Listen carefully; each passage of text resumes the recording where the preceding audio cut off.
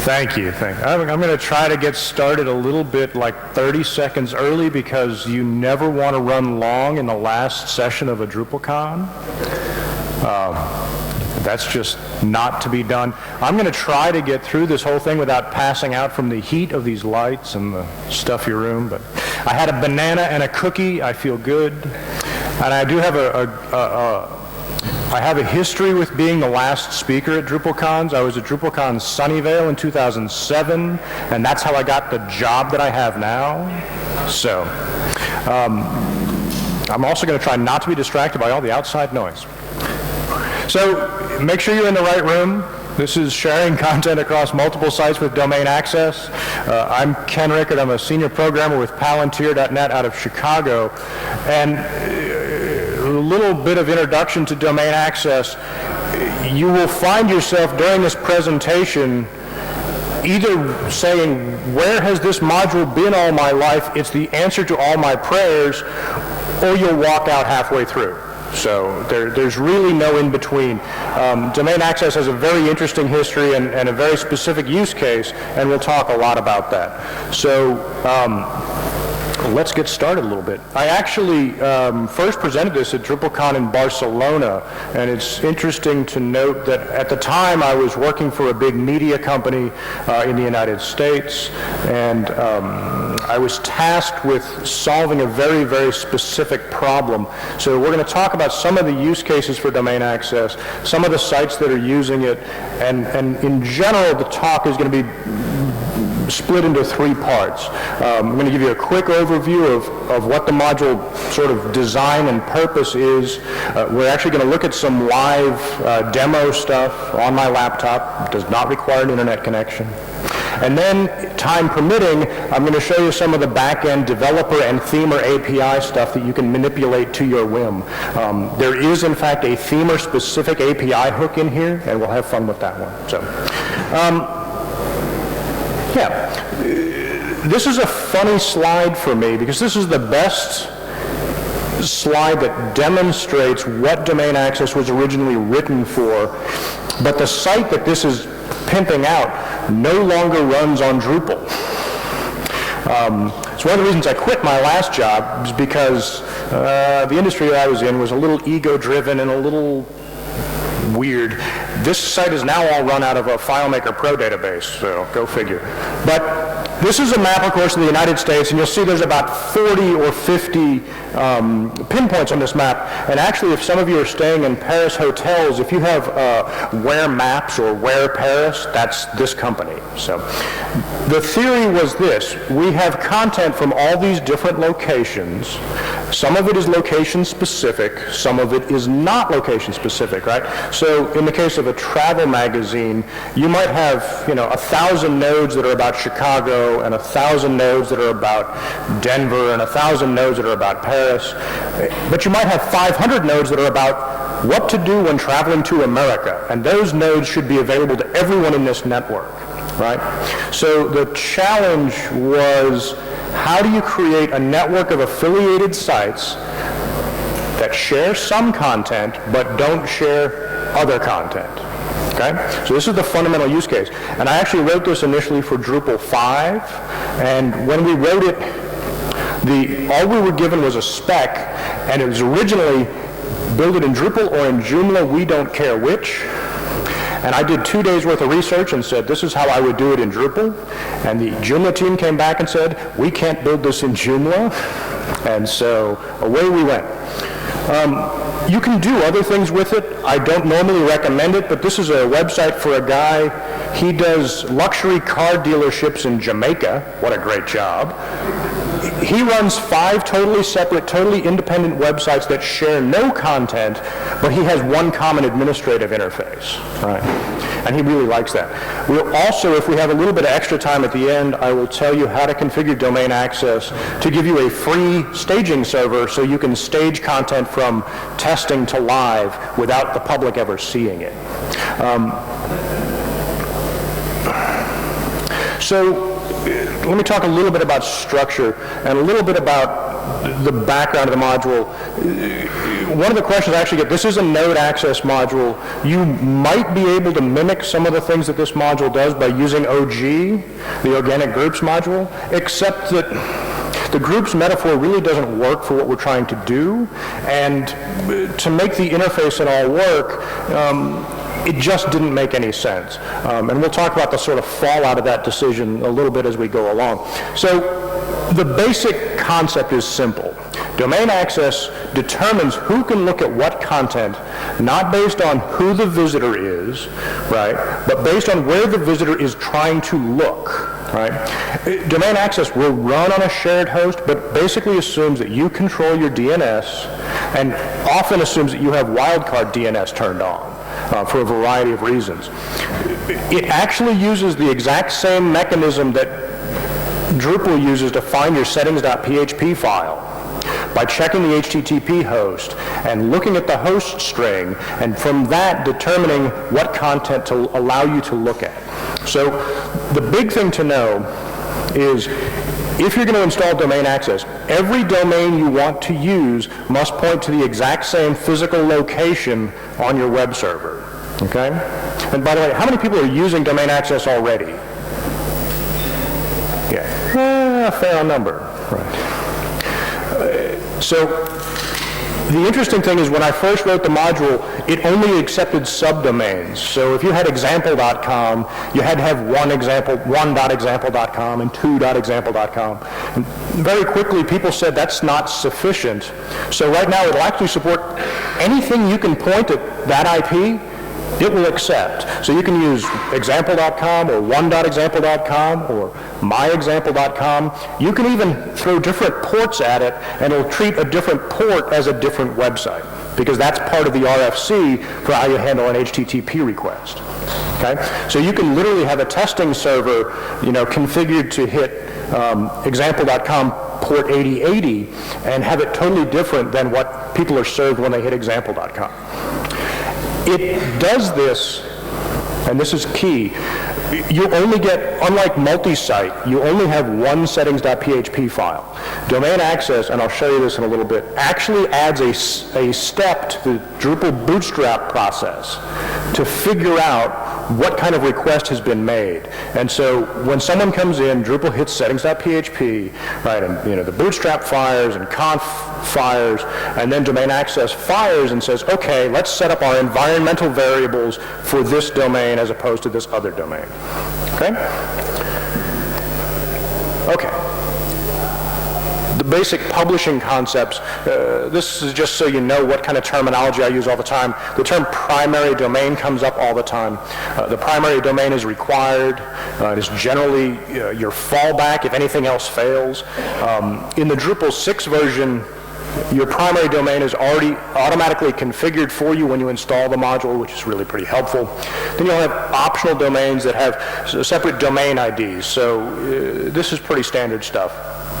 I'm going to skip through it. And it's a node access module. Node access is the system that Drupal uses to partition content based on privileges, right? OG is the classic example of node access.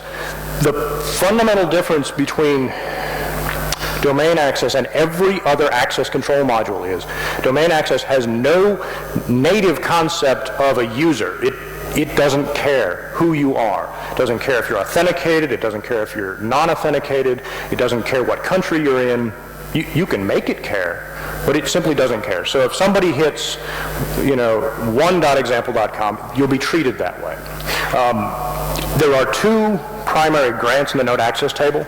The domain site grant is used to say everyone should be able to view this node on all the affiliate sites. And then a domain ID grant is, this should only be shown on these selected affiliates. When you install it, if you've never done it before, please just turn on the primary module first. The domain access package is actually a suite of, I think it's up to 9 modules at this point. And They all have different uses, and we'll explore some of those uses. But when you turn it on, it'll do a little bit of initial configuration for you. And if you've never used Node Access before, it'll give you this big red warning box that says, please rebuild your node access permissions.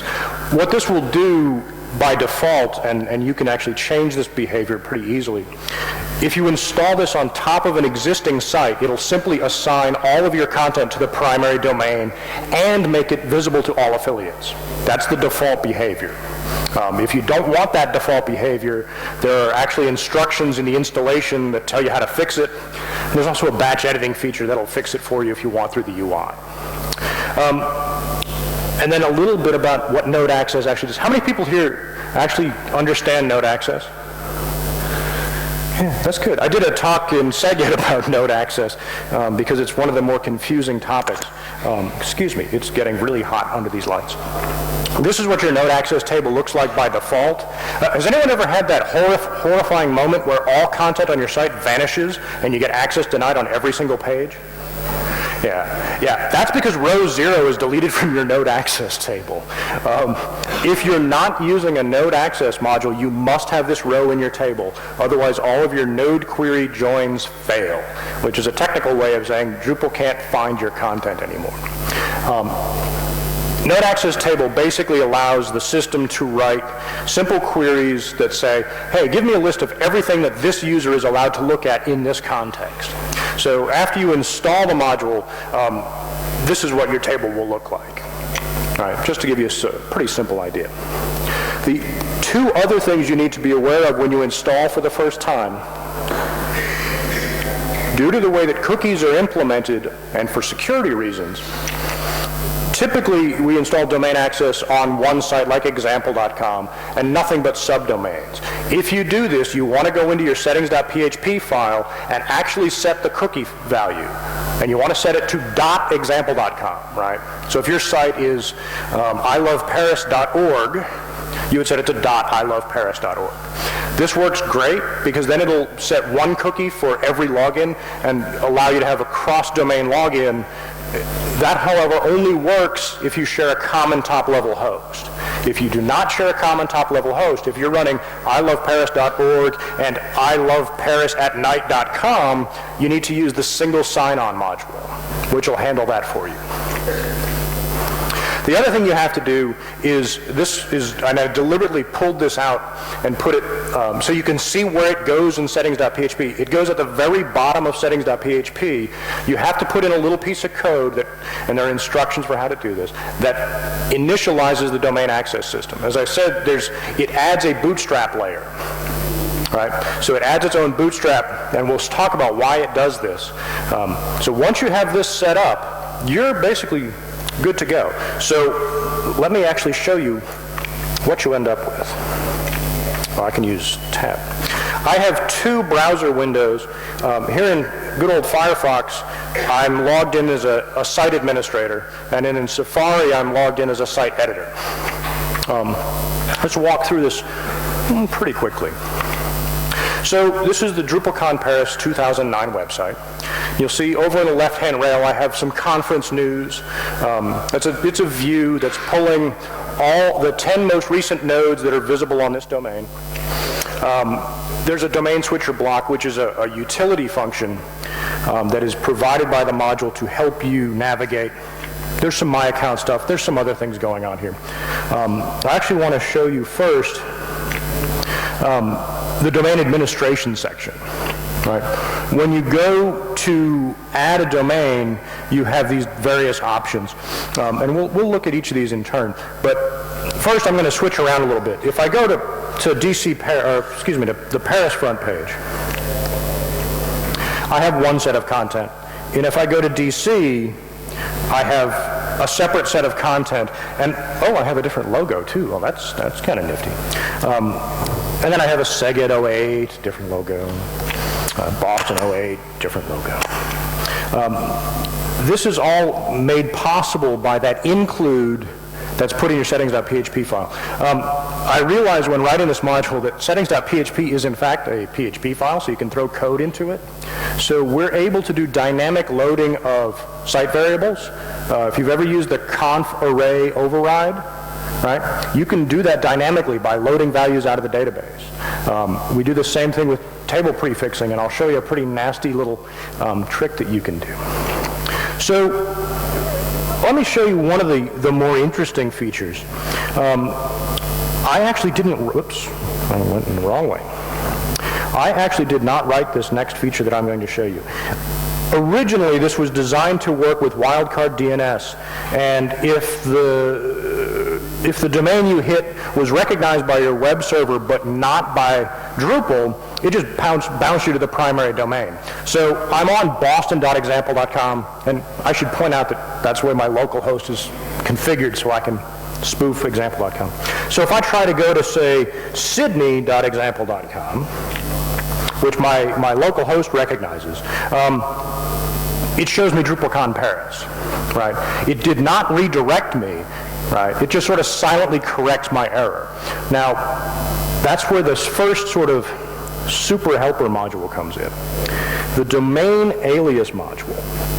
And here I have, you can see it very clearly, I have, well, that's weird, example.com set up.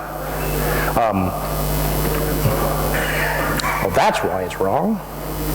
I want star.example. Oh, that's why what I did. Okay. I went to sydney.example.com and it did not redirect me, right? Because I set this up 3 days ago and I forgot what I did. If I change this to star.example.com and I have the redirect flag checked,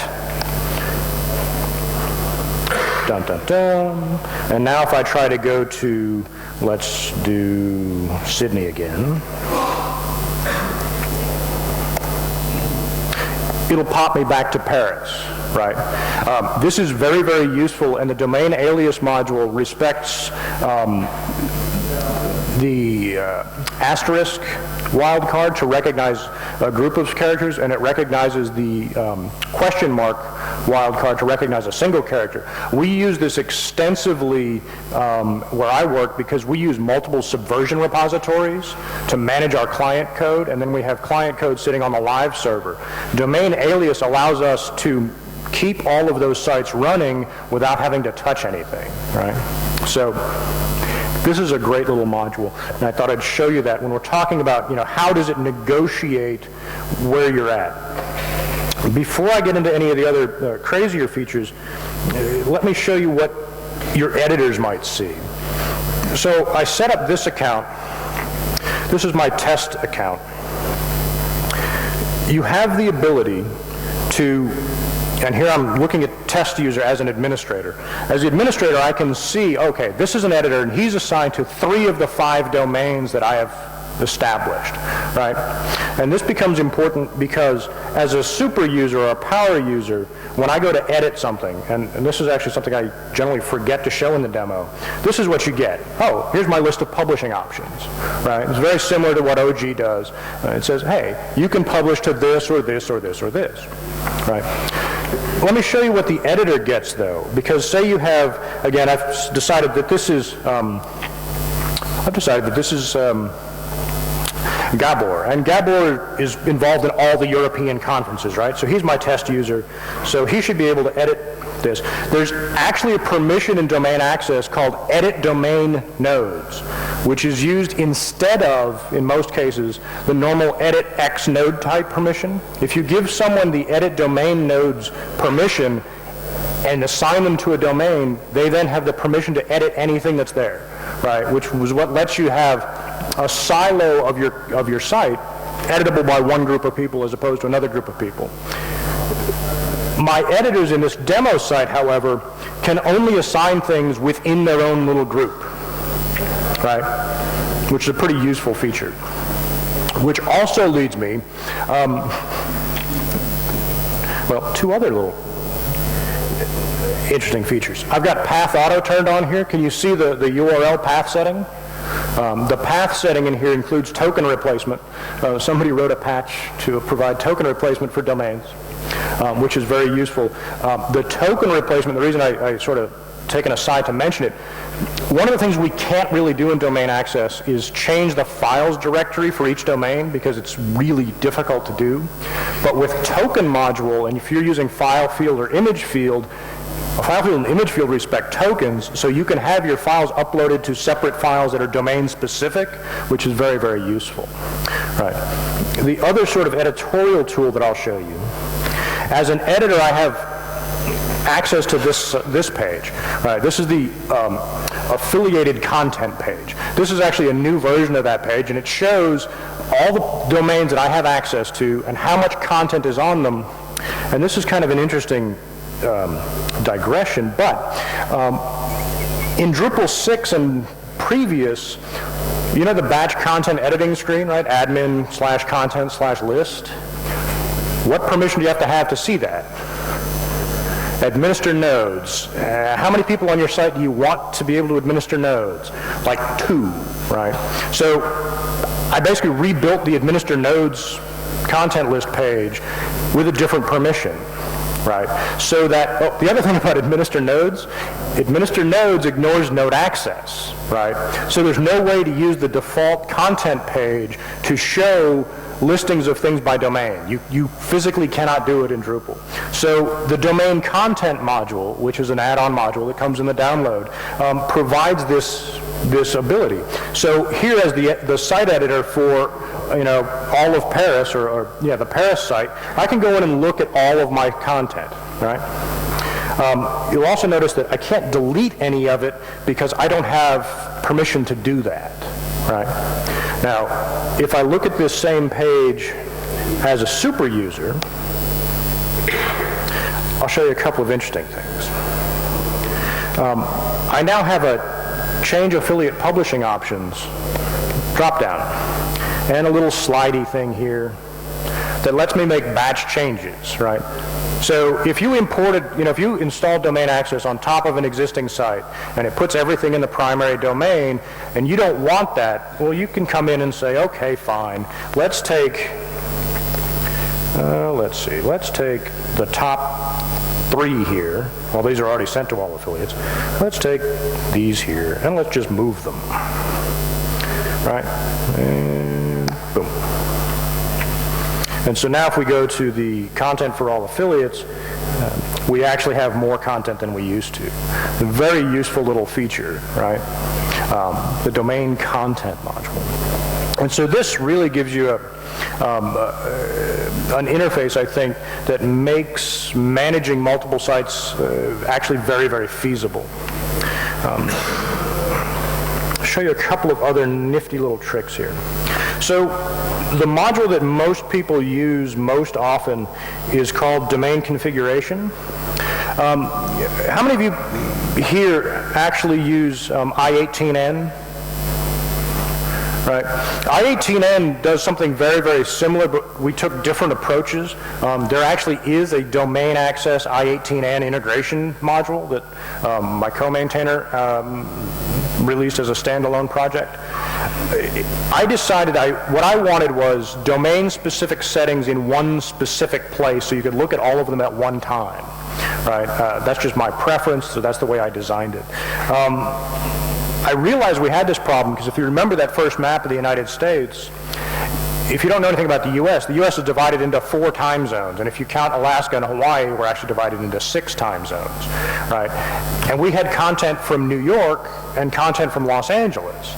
Well, that means you can't have a site-wide time zone, right?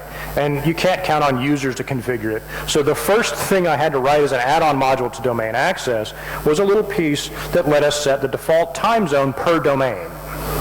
Right? And this is when I realized that you could dynamically load configuration settings during settings.php. Right? And so there are a couple of things that are in here. They're sort of very common and they're used by default. You can change the email address, for example. You can change the site slogan, the mission, the footer. You can change the site front page. And what did I make the other day? Oh, darn it. I made a page. And what did I call it? I have to go look and see what page I made.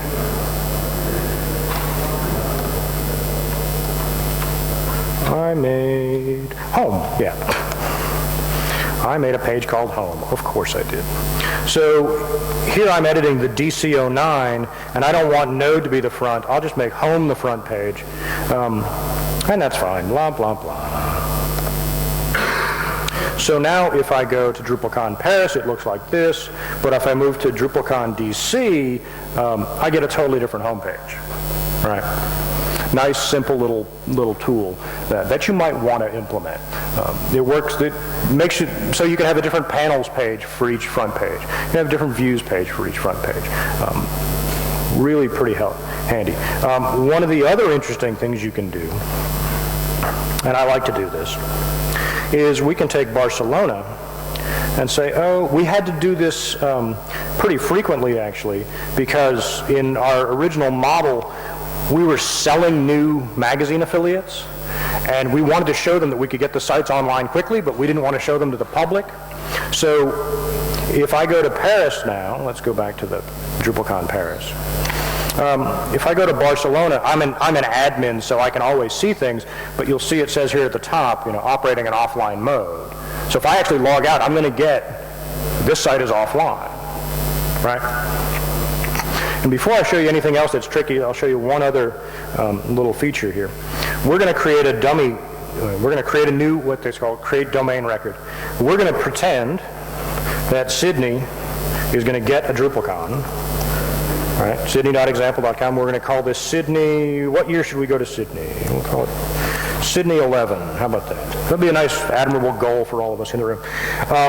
You'll notice you can provide a default scheme. This is actually very useful. There are a lot of people using domain access and UberCart in conjunction, and they'll put all their normal content on one domain, and they'll put all their UberCart content on a secure domain, and they use this to manage it. And then we'll set this to inactive, right? And that's going to be kind of interesting because, again, I'm a super admin, right? And I have Sydney 11 here, and I can go and see it. And you'll notice that Sydney 11, by default, will inherit all the data from Paris. And I believe if I go here to the Sydney 11 front page, I only get one node. Look at that, one node. And I think that's because that's the only one I've got promoted to front page that's visible by all affiliates. If I go back and look at this as my test user, a couple of interesting things happen. He doesn't get the domain switcher block because the domain switcher block is not intended to be a navigation device. It's meant to be a developer debugging tool. Okay? The domain switcher's entire purpose is to let you look at this node across all your different domains and make sure it works the way you expect. Right? I'll also point out, well, I've got a bunch of things to point out, and I'm going to run out of time. It was blocks. So if you want your users to have a navigation piece, there's a little module called domain nav that comes with the entire module suite. And it just creates a little block called domain list navigator. And domain list navigator pops up in the header. And so now if we go to the front page, the domain list navigator is just a theme function. It by default comes with 3 styles. One is sort of menu style tabs. And this is kind of nice. Excuse me. And let's double check and make sure this works the way I expect it to. You'll notice here as non-super user, I don't even get the option to go to Sydney, right? Because I shouldn't, because it's inactive. And when I said earlier you could have a cheap staging server without even doing anything, this is how you do it, right? Imagine all you want is a staging testing server and a live server, but you don't have much time, you don't have many resources. You can actually use this to sell clients because it's really, really effective, right? You just go in, you install domain access, and you set up two domains, right? livesite.com and testing.livesite.com. You mark testing.livesite.com as inactive, right? And you create all new content in that domain. By default, I should point out, when you're creating a node with domain access, it defaults to assigning it to whatever domain you happen to be on, right? And you can actually make it so that your editors have to be forced, will be forced to go to specific domains to enter content, right? It's a default setting, right? So you could make it so that all new content is published to testing.livesite.com. And then when you're ready, you go to the batch editing screen, you go to the batch editing screen and say, okay, I'm ready to promote these nodes onto the live site. Boom, staging server, right? Does that make sense? Yeah, it's one of my favorite cheap features. When you promote this to the live site.com, it will also stay on the testing? Okay, the question was, when you promote it to the live site, will it also stay on the testing site? If I go to edit a node, let's just make sure I can edit this node. They're checkboxes. So you can assign it to multiple. So yes, it certainly could stay on both. It's entirely up to you and what your workflow is. These are also form elements, so you can hook form all to them if you want to. The only thing that's a little bit weird here that I should point out is, even if you assign a node to all affiliates, you're going to be forced to assign it to at least one domain. And that's sort of the anchor domain that we use for editing purposes, right? Even if you're not exploiting that feature, even if you're not using that feature, you're going to be asked to assign it to something so it has a home, basically. I'll show you one other sort of interesting feature. So search was a great, let's try Illy, let's see. Oh, I haven't done a search index on this site yet, so I'll have to explain it. Say you've got a network of 10 sites, right? And you want to do a search for DrupalCon. You want to find all references to domain access on all of the DrupalCon sites. Normally with node access, if you run a search, you're only going to be returned nodes that are visible on that site, right? Domain access actually has what we call a hidden grant, and I can show it to you using Moshe Weitzman in the devel module has the devel node access module, which includes a hook called node access explain, which lets us node access module developers give you sort of plain English interpretations of what we're doing, right? So you might on a search want to search just on the current domain you're on. And that's the way it works out of the box. But there's actually an administrative setting that says, no, when I run a search all my affiliates. And what it actually does, you see this domain all grant?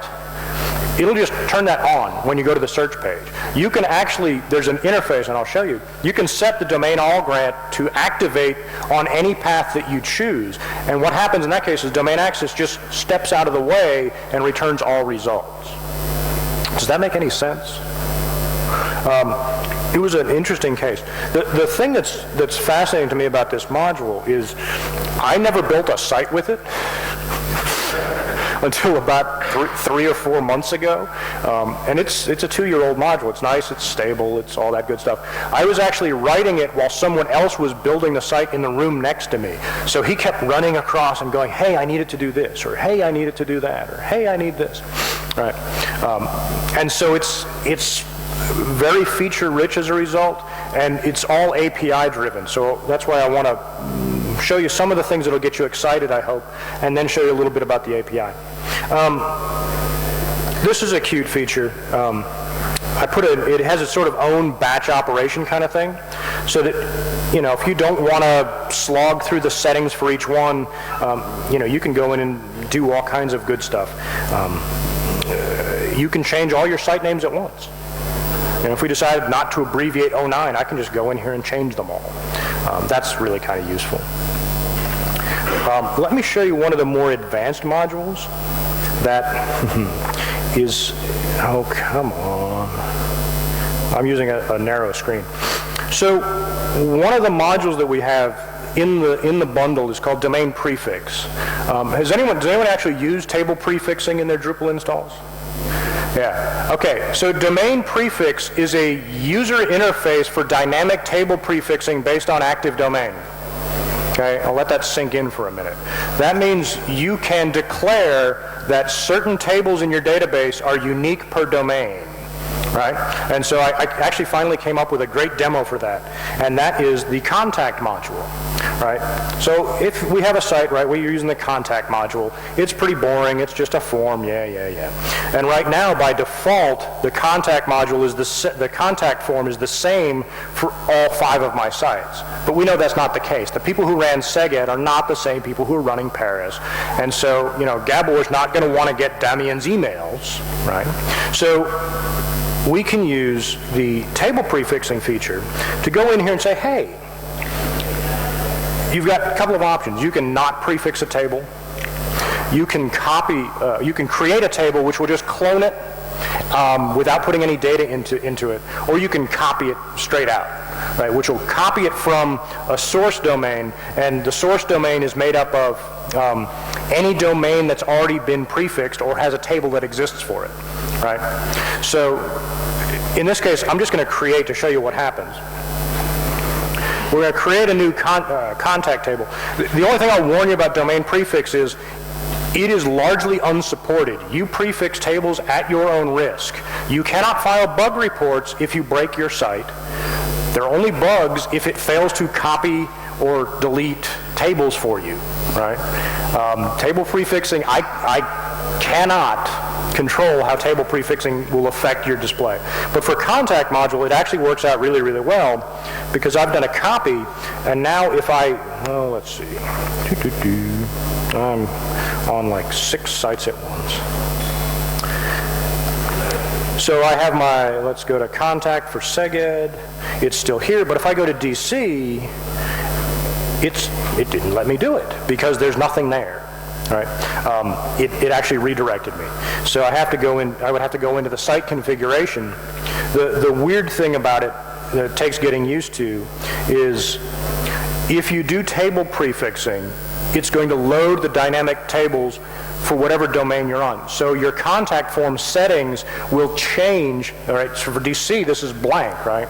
But if I go to Seged, why did it do that? That's just weird.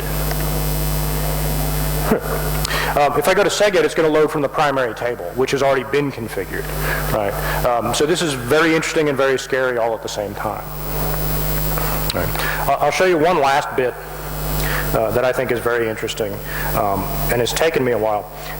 There's a domain theme module, and so we can say, hey, for Boston, I want to use the Lullabot 960 robots theme. Ooh. All right, which is kind of fun.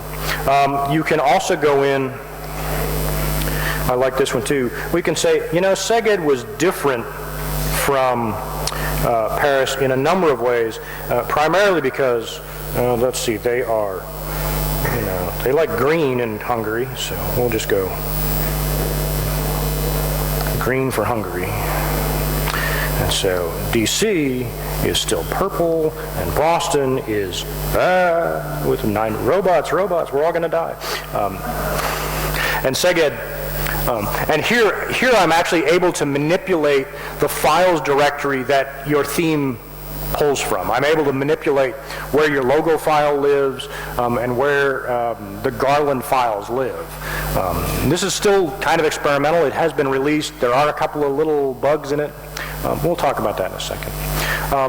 Those are the sort of major features, the things that should get you excited about wanting to use this module. And then I'm going to sort of run back through the geeky stuff, if you don't mind. So the entire thing is built as a framework. It actually tries to mimic a lot of what Drupal does. This is something that actually fell out of the domain alias patch because the domain alias patch we decided that we needed to know very early what domain we were looking at and if we needed to make any adjustments to it based on the alias settings. So we actually have our own bootstrap process. You can actually hook into this bootstrap process and do whatever changes you need to do, which is really pretty interesting. Then I'm going to show you some hooks. Let's talk hooks. I love hooks, and I'm really proud of these next two because these hooks are actually in Drupal 7 core. And I realize this should actually be a Drupal alter hook. It's not simply because it predates the Drupal alter function and I didn't bother to refactor it. Hook domain grants. How many of you use node access modules now? I mean, I do. How many of you have tried to use 2 at once? You can't, right? It doesn't work that way. If you're using organic groups and domain access or organic groups and taxonomy access, the Drupal rule says if this says yes or this says yes, the answer is yes. Well, that's no good. We actually tried, domain access actually ships with a patch that tries to correct this, but it's not the greatest solution in the world, so we deprecated it. So instead what I wrote was a hook. When domain access, hook node grants is used by Drupal to declare what access rights your site visitor has. When domain access fires its implementation of the hook, it says, hey, what domain are you on? You're allowed to view that domain, right? And then it fires this hook, which hands you the grants, right, array that I've already come up with, and then lets you overwrite it by reference, right? The one big mistake that people make frequently, if you download domain access and turn it on, do not turn on domain strict. Domain strict will make it so that anonymous users can't view any of your content. Because domain strict uses this hook to say, hey, we're looking at this domain. Is this user assigned to this domain? And anonymous users, by default, are not assigned to any domains because they don't have accounts, right? So this is now in Drupal 7. It's called hook node grants alter, I think.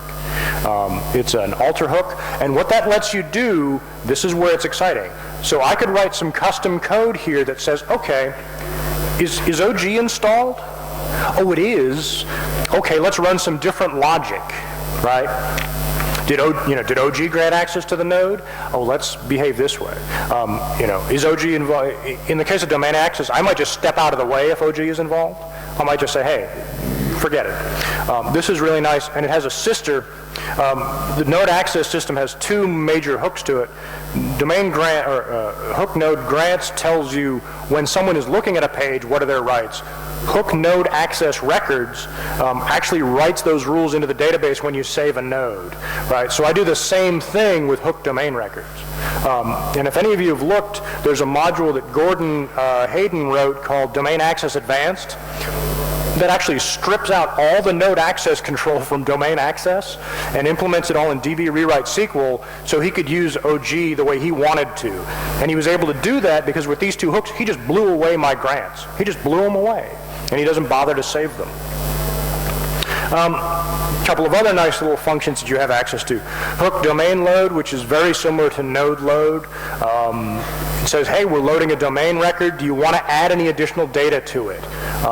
Very useful function, particularly for those of you who work in tandem with a themer, say, right? Because the themer might want to know some information about the domain. Maybe your domain has a primary color, right?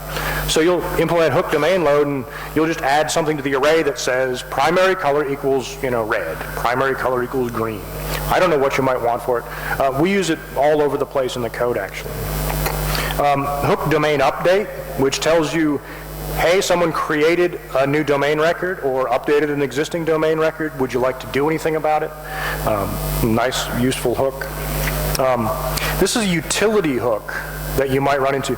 Domain conf, which is the domain configuration module that controls settings per domain, provides a hook so that you can set individual variables per domain in your own code, which is kind of useful.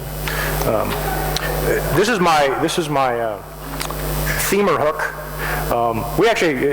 We've been joking about theming and the conflict between themers and developers all week, and at Palantir we don't have this problem. So my themer was using that sort of nav bar that had the menu style links, and he said, but I need them to be different colors. He's stamping his foot. And I said, okay, fine, what do you want? And he said, just give me some class data. So instead I wrote him a hook domain nav, which says, hey, when the domain nav render function fires, make sure that whatever data the themer wants is available to you. So then I wrote him a custom implementation of this hook that said, here, I actually wrote, well, I'll show you. I actually put in the domain configuration settings. He could specify what class he wanted to apply to each domain through the UI, right? And then hook domain nav just handed it to him. Hook domain cron, I'm going to skip. Domain cron is interesting. Domain's cron function calls a hook called hook domain cron, which is designed to. The problem that domain access has with cron, the problem that all multi-site has with cron, is that cron only runs for the domain that you call cron from, right? Domain access is actually able to pseudo-load other domains even if you're on your primary domain. So you can implement hook domain cron to run domain-specific operations on a single cron run. And this implementation actually fires that. And there's this little, about 2/3 of the way down, there's this little function called domain set domain, which I actually use throughout the code to mirror, yes, I know I'm on example.com, but I want to pretend I'm on myexample.com. It is a pretty useful little function. Hook domain warnings is an interesting hook. You'll see this throughout the interface. Because of the way things work, certain forms, like, since you can do theme configuration per domain, sometimes you want to be careful not to do the wrong thing on the wrong domain, and so certain forms, I can send you warnings that say, hey, you're editing this setting and you're not on the primary domain. You might want to be on the primary domain. This is a nice little hook. And this is the one that's a lot of fun. So the way that I do site-specific configuration settings is through the domain configuration module. The typical way that you would implement this is the hook domain conf. Hook domain conf exposes settings to that interface. So in a perfect world, every module in Drupal contrib would implement this hook, but we all know that's not going to happen, right? So the classic example of this that comes up over and over again is people say, hey, I want to use Google Analytics on my site, but I want to use a separate API key for each of my domains, right? Well, answer number one from me is I am not supporting that in core. Domain Access's job is to support core Drupal. That's my job. Google Analytics is not a core module. However, here's how you do it. Well, the Google Analytics maintainer said, I'm not doing this hook. Okay, fine. So this is in the documentation. You can write a domainconf.inc file and write your own implementations just right there. So all you do is write Google Analytics, function Google Analytics _ domain conf, add the form array that you need, and boom, you have Google Analytics per domain. And I like that one too. And this is hook domain batch, which is sort of the same thing. Don't need to talk about that. There's another great utility function. Domains will just give you a list of all the domains on your site. And I need to check the time. We're almost out of time. We should stop and take questions. If there are, this is for themers and other people. There is a domain global. Larry Garfield, who I work for, will get really mad because I have a global in my code. He hates them. But I was mirroring, it's very similar to the user global or things like that. The domain global actually carries around all the information about the current domain in an array. It's being replaced by the domain get domain function. That's going to happen in the D7 version. What I'm going to do is, instead of passing around a global, which is a security risk, I'm just going to create a static function to hold it. And when you want that information, you'll just call it. And I'll mention some Drupal 7 plans. This is going to get released for Drupal 7. It's actually too big for me to maintain right now. There's too much stuff in it. I actually released a CTools module last week. The domain CTools module provides page manager and panel pane access plugins that are domain sensitive. So you can say, here's my panel page, right? This pane here is only visible on the European domains, right? And this pane here is only available on the North American domain. So that's pretty cool. Again, thanks for your time, thanks for your patience, and we do have some little bit of time. 5 minutes. 5 minutes for questions. How do you do menuing across domains? Okay. The question was, how do you do menuing across domains? And the answer is very, very carefully. I do not recommend domain prefix for menu problems. We basically solve that by providing settings for it, which work for most use cases, because most sites only use primary and secondary links, right? So you can actually set, here in domain conf, you can set the default menu for content, which is for content editing stuff, the default primary links menu, default secondary links menu, specific per domain. If you do that, however, you can use the theme-based primary and secondary links, but you cannot use Drupal's core block for it, because the core block doesn't work right. Domain Access provides its own blocks for that. They're called like domain primary links and domain secondary links. Menu items in general, just so you know, are subject to node access rules. So in many cases, you can just put all the nodes you want into the menu, and they'll just show up where appropriate. That make sense? That is actually not a basic question. That's one of the nastier things we have to deal with. Sorry, if I could, 30 seconds. Yeah. So you can have one hierarchy for all domains and you selectively show hierarchy. The question was, you can have one hierarchy for all domains and selectively show it. I'm not sure that's I'm not sure that's true. It's one of those things we have to work out. Yeah. I was wondering, for newsletters, is there much support for sending newsletters by domain, or is sort of identifying the sender by domain? Yeah, the question about newsletters, there are two sort of nasty, intractable problems we haven't solved. One is cron-based newsletter publishing, things that send out on newsletters, because those tend not to be domain specific. I mean, it's really hard to enforce those. What we do in those cases is we basically behave like search does and say we're just going to send all the nodes and make sure they link to the right domains. You should be able to write a module to handle that, using the APIs, but we haven't done it yet. The other one that's really nasty, and hopefully David Strauss and I are going to get together and try to fix, is XML sitemap. Totally doesn't work with domain access, because XML sitemap only writes a single file, and it has no way to understand the context that we're supplying. So, yeah. Hi. So you started this as a domain node access module, but in fact it's become much more than this. Is this actually growing into like a multi-site, multi-domain wizard? Almost. I mean, what's basically happened is the suite has grown organically over the last 2 years by solving the specific problems that are common to many, many users, particularly users I happen to work for. So that's one of the reasons I have to split it into sub-projects now, because it's too big to maintain. My general advice is I wouldn't use this as a replacement for multi-site. I always advise people you only really want to use domain access if you have this content sharing metaphor, because the only other way to share content across multiple domains is to use something like Feed API, right? And import nodes, and it just doesn't work. Or Table Wizard. You could do it with Table Wizard now, sure. You couldn't do it 2 years ago. Thanks. Yeah. All right, we got no more time. We got to do the keynote. Everybody needs to, I thank you for your time and attention.